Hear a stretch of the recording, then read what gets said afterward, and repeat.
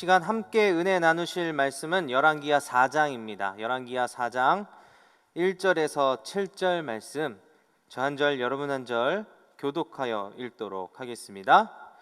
선지자의 제자들의 아내 중의 한 여인이 엘리사에게 부르짖어 이르되 당신의 종 나의 남편이 이미 죽었는데 당신의 종이 여호와를 경외한 줄은 당신이 아시는 바니이다. 이제 빚 준 사람이 와서 나의 두 아이를 데려가 그의 종을 삼고자 하나이다 하니 엘리사가 그에게 이르되 내가 너를 위하여 어떻게 하랴? 내 집에 무엇이 있는지 내게 말하라. 그가 이르되 계집종의 집에 기름 한 그릇 외에는 아무것도 없나이다 하니 이르되 너는 밖으로 나가서 모든 이웃에게 그릇을 빌리라.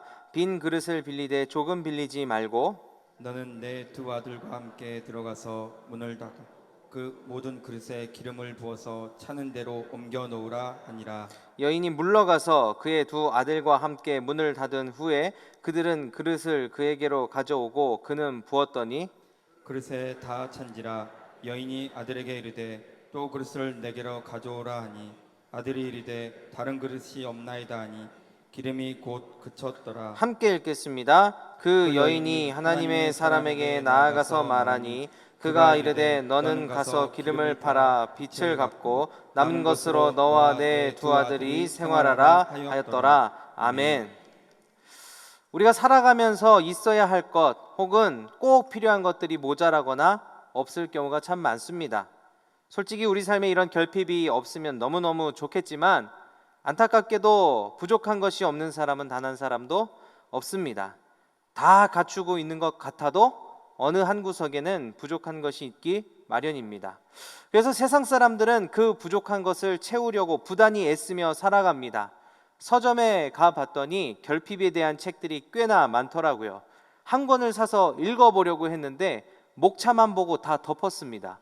제목만 다르지 목차가 다 똑같은 거 있죠. 보니까 부족한 것에 대한 관점을 바꿔라 이렇게 말하더라고요. 부족한 게 무조건 나쁜 게 아니다. 또 비워지는 게 있어야 채워지는 게 있고 또 부족한 게 있어야 우리가 그것을 위해서 열심히 살아간다. 부족한 건 우리 삶의 원동력이 될 수 있다.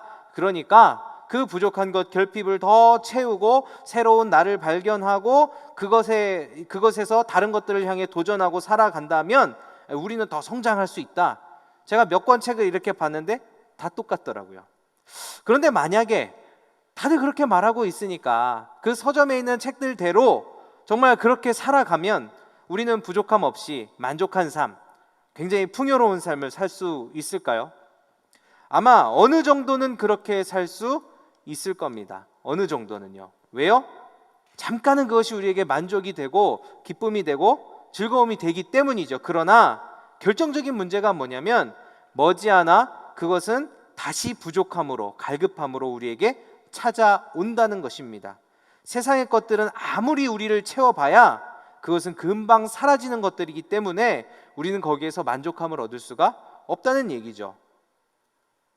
그렇다면 우리는 어떻게 해야 될까요? 그냥 원래 다 부족한 인생이니까 그냥 그렇게 살아가는 게 맞는 것일까요? 그렇지 않습니다. 방법은 아주 간단합니다. 없어지지 않을 것으로 우리의 안을 채우면 되는 겁니다. 영원히 사라지지 않는 것, 가장 본질적인 것, 가장 온전한 것으로 우리 속을 채우면 그것이 우리를 온전하고 풍성하고 만족하게 합니다. 과연 그것이 무엇일까요? 오직 그것은 하나님의 은혜뿐입니다.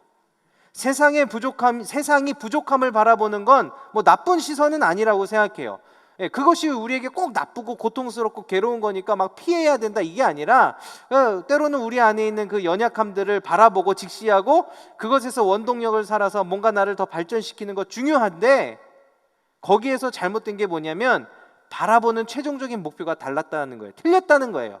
없어지지 않을 하나님의 은혜를 그러한 방법으로 살아간다면 우리 안에는 더 이상의 공허함, 갈급함, 부족함으로 인한 고통과 아픔은 없을 거라는 이야기입니다. 오늘 말씀을 보면 하나님은 정말 극한의 부족함, 가진 것이라고는 하나도 없는 한 과부와 그 아들들에게 은혜를 베푸시고 그들의 삶이 온전해지고 풍성해지도록 하십니다. 하나님이 부어주시는 이 은혜는 잠깐의 갈증을 해소하는 그런 수준의 은혜가 아니라 본질적인 걸 완전히 해결하고 말 그대로 흘러 넘치도록 채우시는 은혜였습니다. 오늘의 이야기는 엘리사를 향해 한 과부가 부르짖고 찾아와서 도움을 요청하면서 시작이 됩니다. 이 여인이 누구냐? 바로 선지자로서의 사명을 감당하기 위해 엘리사와 함께했던 그의 제자 중에 한 사람의 아내였습니다. 그런데 오늘 본문을 유추해서 보면 이 제자가 죽은 것 같아요. 왜 죽었는가? 아마 악한 북이스라엘의 왕조 속에서 믿음을 지키려다가 순교한 것으로 보입니다. 이 남편이 죽음으로 인해서 아마 이 여인은 굉장히 큰 어려움을 겪게 되었을 겁니다. 요즘 시대에도 남편이 먼저 일찍 떠나게 된다면 남겨진 사람들이 얼마나 열심히 살아가고 최선을 다해 살아가면서 참 힘들게 살아갑니까? 근데 이때 시대에는 여자는 사람으로 쳐주지도 않던 그런 시대 아닙니까? 이 여인이 굶어 죽을 수는 없으니까 결국에 하다 빚을 지어서 먹고 살게 되는 것이죠. 그런데 문제는 뭐예요? 빚이라는 건 언젠가 갚아야 하는 거예요. 근데 이 빚을 갚을 능력이 이 여인에게 있습니까? 없습니까? 없는 것이죠. 결국 빚을 내어준 자가 빚을 받을 수 없는 상황이 되니까 다른 것을 요구합니다. 그게 무엇인가? 바로 이 여인의 두 아들이었다는 거예요. 이 두 여인의 아들을 종 삼아서 팔아먹고 그것으로 내가 빚을 대신하겠다라는 마음으로 이 여인을 아마 찾아왔겠죠. 이러한 엄청난 결핍과 그 고통의 극한의 고통 속에서 여인이 엘리사를 찾아온 것입니다. 엘리사는 당연히 이 과부를 딱하게 여겼습니다. 오늘 우리가 본문을 다 읽었던 것처럼 그녀가 가지고 있던 작은 그릇에 담긴 기름을 통해 이 여인을 채우고 가정을 채우고 정말 흘러 넘치도록 채워져서 이 여인이 지금 고통하고 문제로 삼고 있는 모든 것들이 해결되어지는 역사를 오늘 하나님께서는 말씀을 통해 우리에게 알려주고 계십니다. 이런 말씀을 볼 때마다 우리는 소망하죠. 내 삶의 문제도, 내 삶의 부족함도 이렇게 채워주고 하나님의 복으로 해결됐으면 좋겠다. 여러분도 그렇게 생각하십니까? 별로 안 그러신가 봐요. 어려움이 없거나 별로 안 그렇거나. 저는 제 삶의 부족함과 어려움도 하나님이 다 채워주셨으면 좋겠어요. 부족함이 없는 인생을 살고 싶습니다. 그런데 오늘 말씀을 잘 보면 하나님의 은혜가 그냥 그녀에게 거저 주어졌느냐? 결코 그렇지 않다라는 사실입니다. 오늘 말씀을 보면서 우리가 깨달아야 할 것이 있어요. 하나님의 은혜, 인생의 문제를 해결하는 놀라운 하나님의 능력이 그냥 입만 벌리고 있어서 우리에게 임하고 저절로 나타나는 것이 아니라는 사실입니다. 오늘 말씀을 잘 보시면 참 재밌습니다. 여인이 엘리사에게 찾아와서 도움을 청하죠. 그러니까 엘리사가 뭐라고 합니까? 내가 너를 위해 무엇을 하랴? 내가 너를 위하여 어떻게 하랴? 막 뭐라도 해줄 것처럼 막 이렇게 얘기합니다. 그런데 잘 보세요. 엘리사가 뭔가 적극적으로 행동하는 건 별로 없습니다. 뭐만 해요? 말만 해요. 뭐 해라, 저거 해라, 이거 해라. 이러저러 지시만 하고 아무것도 하지 않습니다. 그 여인이 그냥 시키는 대로 막 이거 하고 저거 하고 그냥 왔다리 갔다리 분주하게 움직이고 있어요. 뭔가 모양새가 이상하지 않습니까? 기왕이면 내가 도와달라고 왔는데 뭔가 이렇게 대신해서 뭔가를 내준다거나 아니면 뭔가 이렇게 좀 해결할 수 있는 방법을 정확하게 알려주면 좋은데 적극적으로 행동하지 않으면서 이러저러 말만 하고 모든 행동은 누가 하고 있느냐? 엘리사의 말을 믿고 따르면서 여인이 하고 있다라는 거예요. 여인이 그 엘리사의 말을 믿고 따르고 순종했더니 그때 비로소 하나님은 이 여인의 부르짖음에 응답하고 계시다는 사실입니다. 만약 엘리사가 알려준 이 방법대로 여인이 아무것도 하지 않았다면, 내가 이걸 이렇게 도와달라고 왔는데 지금 이거 아무것도 안 도와주고 말만 하면 뭐 하는 겁니까? 그런 말만 하지 말고 나 좀 도와주세요. 순종하지 않았다면 과연 이 여인은 어떤 결말을 맞이했을까요?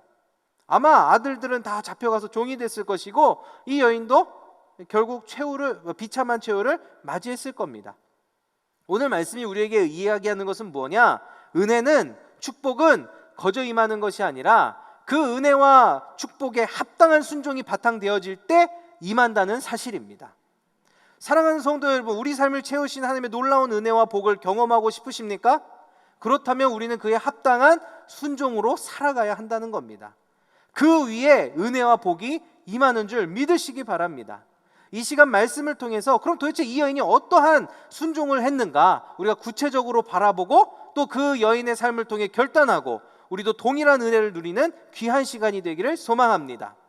첫 번째로 우리가 살펴볼 이 본문의 말씀 중 여인이 보여준 순종의 모습은 무엇인가? 이 여인은 남은 것을 바라보라는 말씀에 순종하였습니다. 오늘 이 여인이 엘리사를 찾아온 이유는 바로 그가 직면한 부족함 때문이에요. 이 여인에게 가진 게 있습니까? 없습니까? 아무것도 없어요. 놀랍게도 이 여인을 돕고자 했던 하나님은 엘리사를 통해 근데 뭐를 요구하시냐면 너희 집에 있는 게 뭐냐? 라는 질문을 하고 계시다는 거예요. 생각해 보세요. 이 여인이 처음부터 빚지고 살았겠습니까?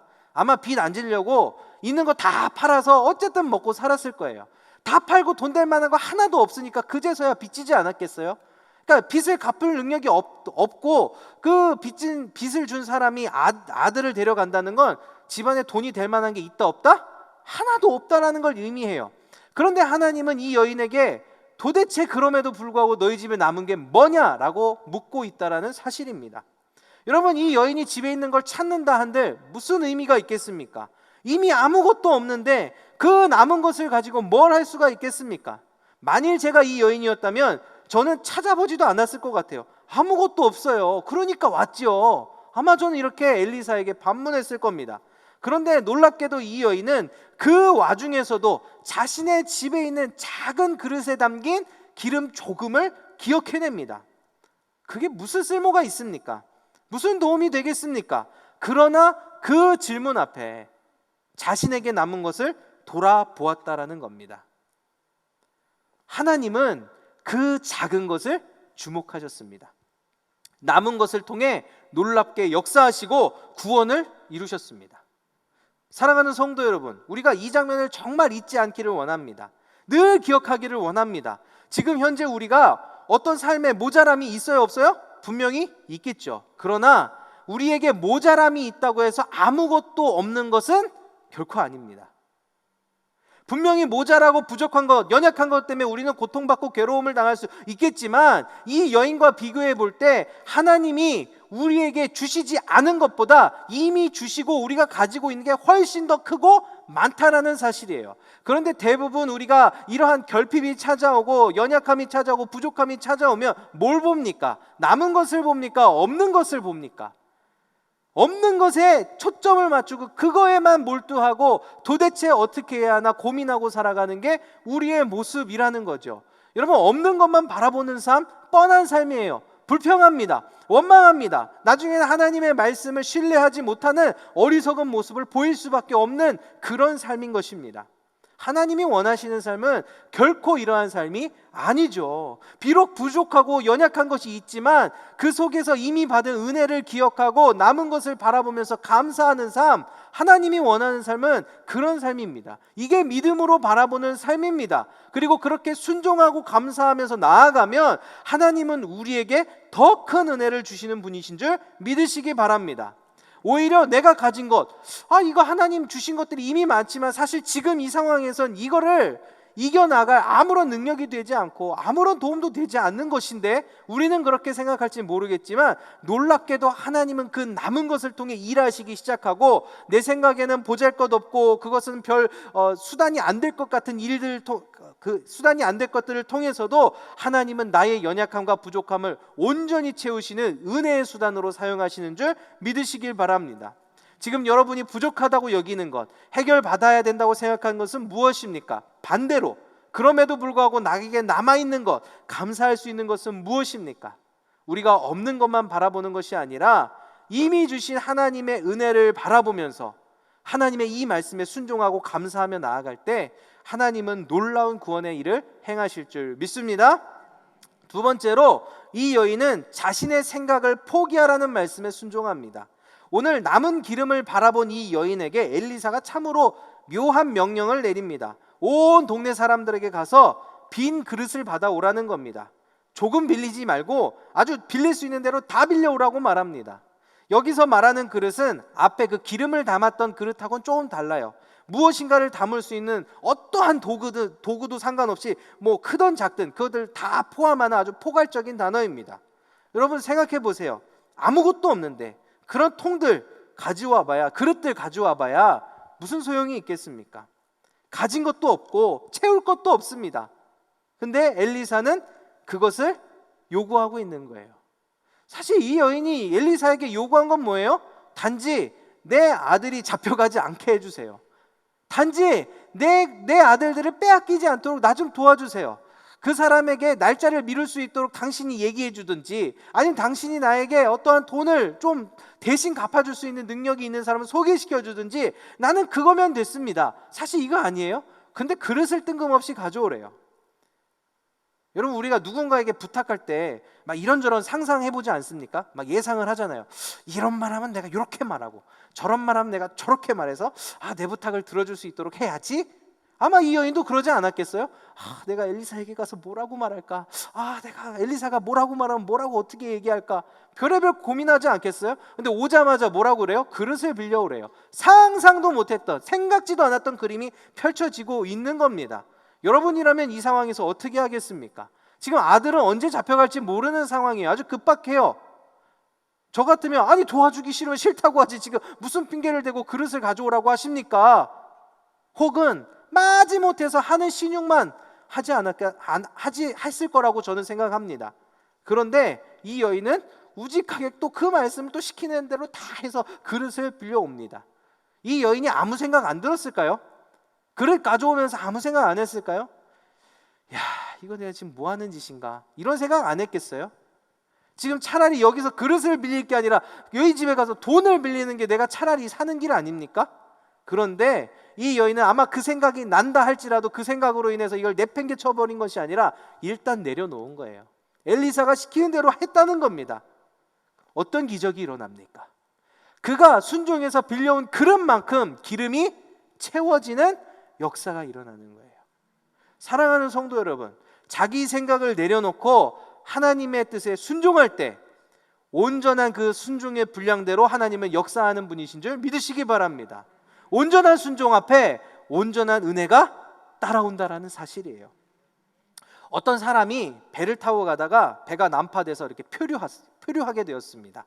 둥둥 떠다니다가 얼떨결에 무인도가 하나 있어서 거기에 닿게 되었고, 결국 자기 함께 배를 탔던 다른 동료들은 다 죽임을 당하고 자기 혼자만 살아남아서 하나님 정말 감사합니다 하는 마음으로 구조선이 올 때까지 한번 버텨보기로 했습니다. 그래서 막 나뭇가지를 잘라서 움막을 지었고, 또 그 있잖아요, 열심히 이렇게 비벼가지고 불도 피우고, 어쨌든 버티는 상황을 만들어 놓고 바닷가에 나아가서 조개든 물고기든 사냥해서 먹으면서 구조되기를 기다리고 있었습니다. 근데 어느 날 이 사람이 바닷가에 나가서 또 이제 물고기를 잡는 그때에 바람이 막 불다가 이 불씨가 움막에 옮겨 붙어버린 거예요. 움막이 다 타버렸어요. 설상가상으로 이 움막이 다 타버리고 났더니 비가 막 내리는 겁니다. 있던 불씨마저 다 꺼져서 연기만 풀풀 나는 거예요. 물고기를 잡다가 와서 딱 보니까 움막도 다 타버렸고 불씨마저 없어요. 사실 이거 다시 만들면 되고 불씨 다시 살리면 되는 건데 절망감이 찾아오는 거예요. 야, 하나님 어떻게 내게 이러실 수가 있습니까? 내가 이거 살아보겠다고 움막 하나 짓고 불 겨우 펴가지고 힘들게 펴가지고 버티고 있는데 하나님 어떻게 내게 이러실 수 있습니까? 절망만 막 오면서 하나님께 원망하고 불평하는 그때였습니다. 갑자기 어디서 백고동 소리가 둥둥둥둥둥 들리는 거예요. 봤더니 어떤 배가 자기가 있는 쪽으로 다 와서 자기를 구조해 주는 겁니다. 이 사람이 너무 깜짝 놀랐습니다. 아니 선장님, 어떻게 해서 내가 여기 있는 줄 알고 나를 구하러 오셨습니까?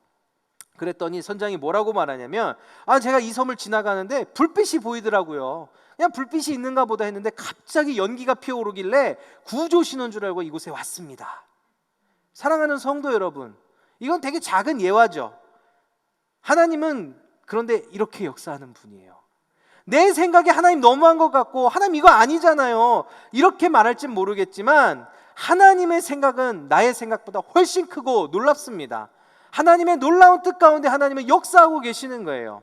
이사야 55장 8절에서 9절 말씀은 하나님이 어떤 분이신가 우리에게 너무너무 정확하게 이야기하고 있습니다. 우리 한번 읽어보도록 하겠습니다. 시작. 이는 내 생각이 너의 생각과 다르며 내 길은 너의 길과 다름이니라. 여호와의 말씀이니라. 이는 하늘이 땅보다 높음같이 내 길은 너희의 길보다 높으며 내 생각은 너희의 생각보다 높음이니라. 아멘. 아멘. 여러분, 이 말씀을 믿습니까? 그렇다면 우리는 간단한 거예요. 우리의 생각을 하나님 앞에서 내려놓아야 됩니다. 사실 성경의 여러 말씀들을 참 보잖아요. 우리를 고민스럽게 하는 말씀이 너무너무 많습니다. 조금 막말로, 목사가 할 말은 아니지만 조금 막말로 하나님 말씀대로 살면 망하기 딱 좋습니다. 그렇지 않아요? 그래서 우리는 이 말씀 볼 때마다 고민하는 거예요. 하나님, 지금 이렇게 살아가면 큰일 납니다. 이건 하나님의 때, 예수님의 때, 신약 구약의 얘기지 현대의 이야기가 아닙니다. 하나님, 이렇게 살면 큰일 납니다 하고 이 핑계 저 핑계 대고 하나님 말씀에 순종하지 않는 것이죠. 그럼 어떻게 돼요?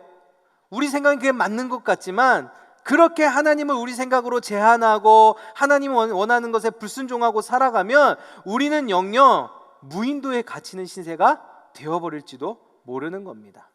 사랑하는 성도 여러분, 우리보다 뛰어나신 하나님 앞에서 온전히 순종함으로 순종의 분량만큼 은혜 받는 저와 여러분이 되기를 주님의 이름으로 축원합니다. 마지막으로 이 여인은, 또 이 가정은 가장 귀한 것을 달라고 요구하시는 그 하나님 앞에 순종했습니다.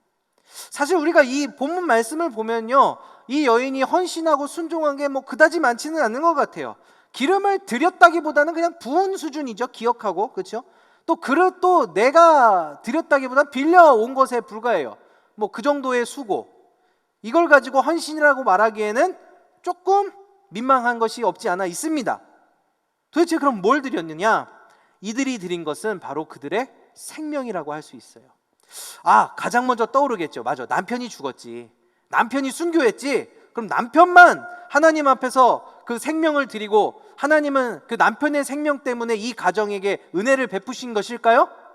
이거는 반밖에 안 맞는 말이에요. 남편이 분명히 그랬죠. 남편의 생명을 하나님이 얼마나 귀하고 아름답게 보셨겠습니까? 그런데 생명을 드린 것은 남편만 드린 것이 아닙니다. 지금 이 여인과 아들들도 생명을 드리고 살아가는 중이었다라는 거예요. 왜냐?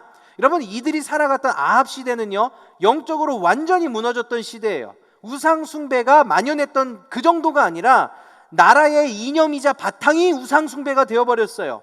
그렇기 때문에 하나님만 섬기는 사람들은요, 이 국가로부터 어떠한 보호도 못 받았고 제도적 도움도 받지 못했고 오히려 핍박받고 박해받고 있는 것 다 빼앗기고 심지어 죽임까지 당하는 시대였다는 거예요.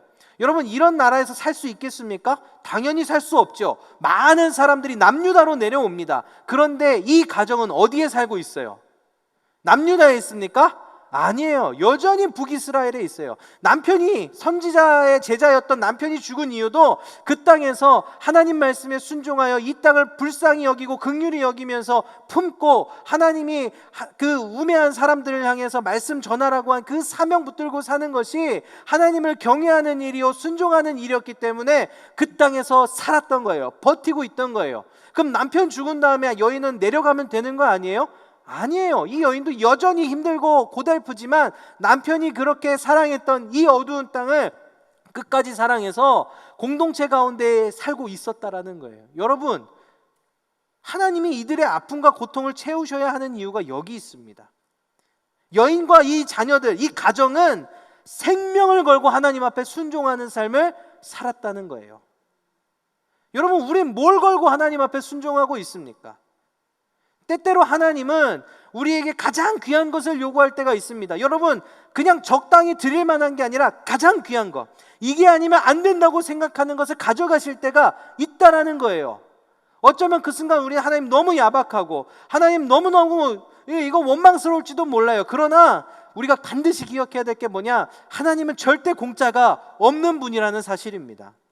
나의 가장 귀한 것을 하나님께 드릴 때 하나님은 그거보다 더 크고 놀라운 것을 우리 삶에 채우시는 분이에요. 그런데 왜 하나님이 굳이 그걸 원하실까요? 우리가 아무리 귀해봐야 그게 하나님 앞에 뭔 소용이 있다고.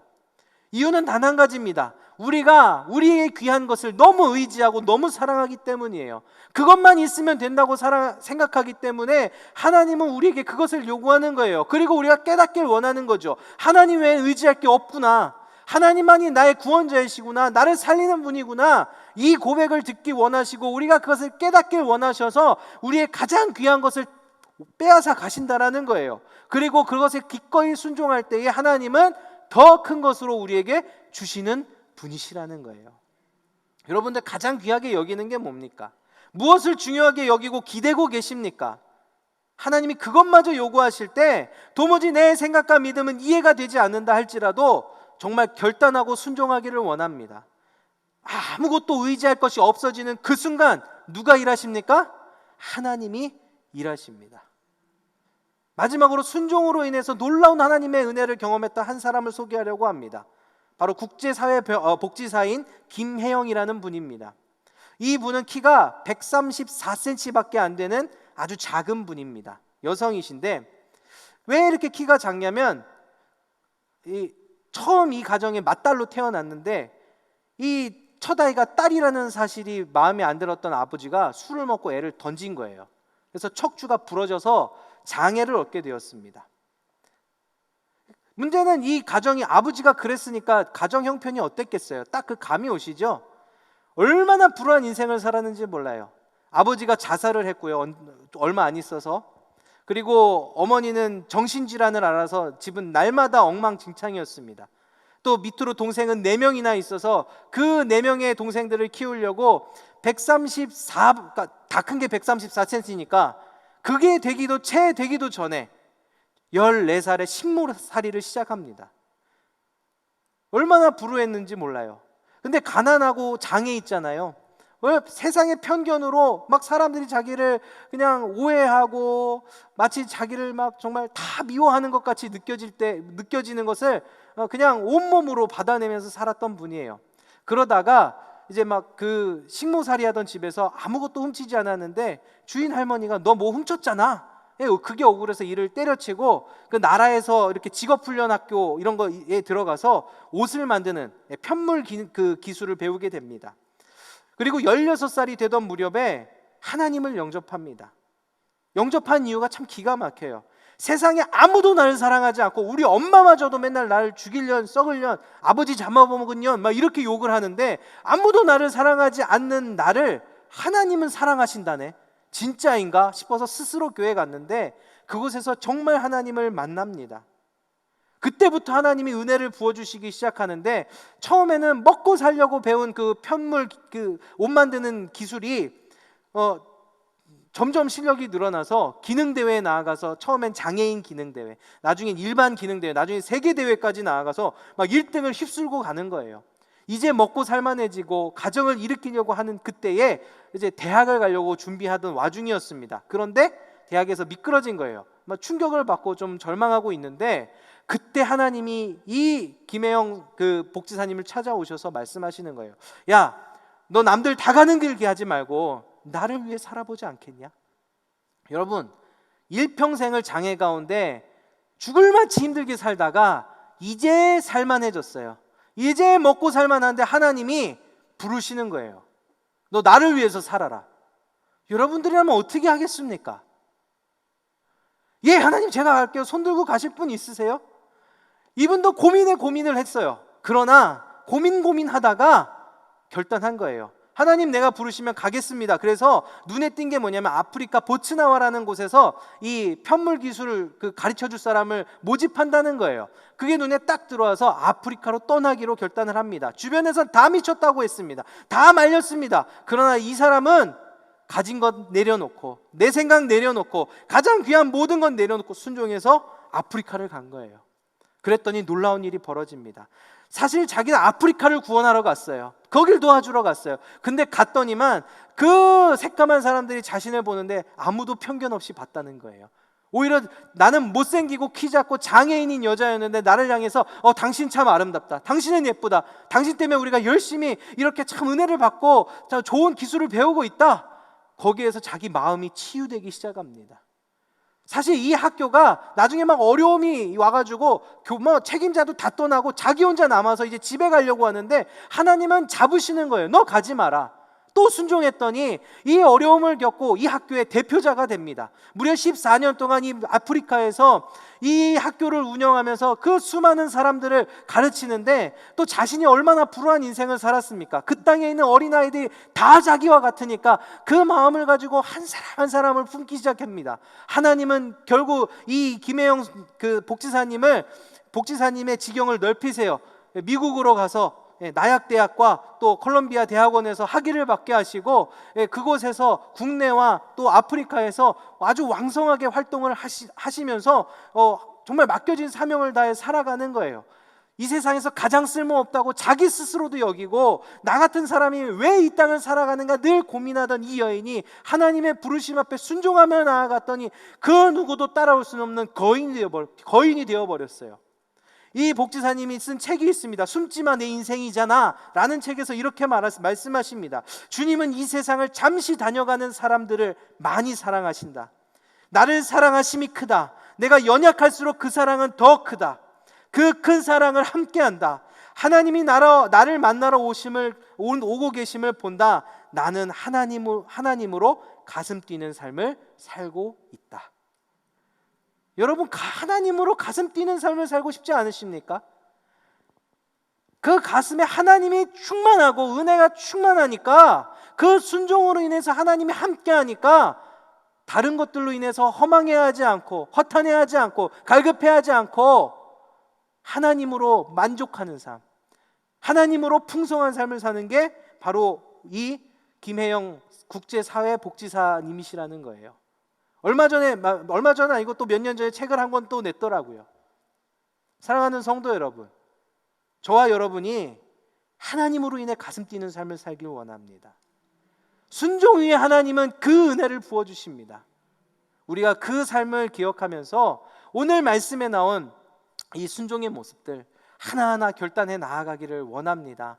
남은 것을 바라보는 것에 순종하고, 가장 귀한 것을 우리에게 요구하시는 것에 순종하고, 또 우리의 생각과 모든 계획을 내려놓는 것에 순종하도록 하시는 그 하나님의 말씀 앞에 우리가 온전히 순종함으로 우리의 가슴이 하나님으로 가득한 은혜 충만한 인생이 되길 주님의 이름으로 축원합니다.